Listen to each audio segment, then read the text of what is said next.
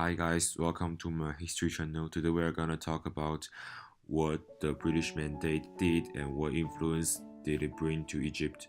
As we all know, Egypt was one of the Mandate territories of the Britain during the World War One. But after the World War One, the British still want to take control of Egypt, which made the Egyptians became really mad and they want to gain independence from the Britain. So as a result, the Wafd Party was founded.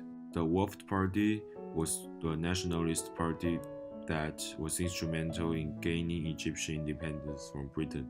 It was organized by Saad Zaglo on November 13, 1918.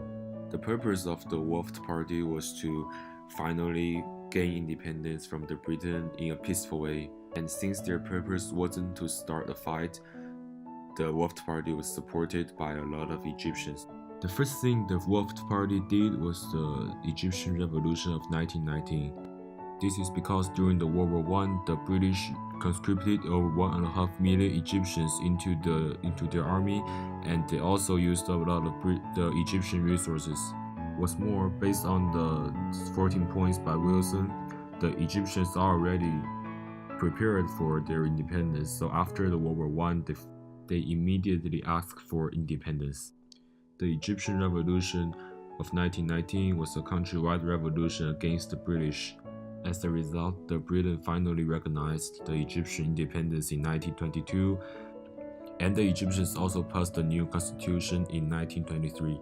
However, even the British acknowledged that the Egyptian was an independent country. The British still kept some rights in the Egyptian regions, which means these matters were reserved to the discretion of the British government. They were the security of the communications of the British Empire in Egypt, the defense of Egypt against foreign aggression, and the protection of foreign benefits in Egypt and Sudan. Based on these factors, the Anglo-Egyptian relations became worse and worse until the Egyptian Revolution of 1952.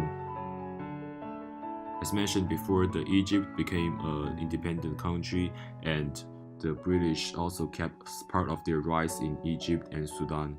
And all of them was due to the Unilateral Declaration of Egyptian Independence that was issued on 1922.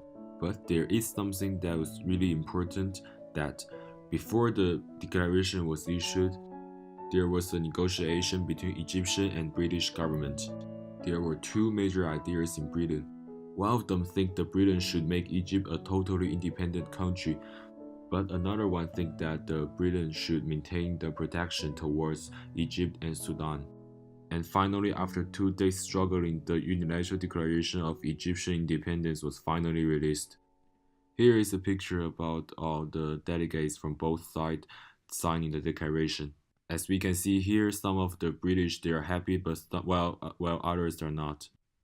And here is the main part of the declaration. As we can see here, the Egypt became an independent country while the Britain still kept their rights in Egypt and Sudan. So in conclusion, the Wafd helped the Egypt become an independent country, but it also made the Anglo-Egyptian relation become really bad.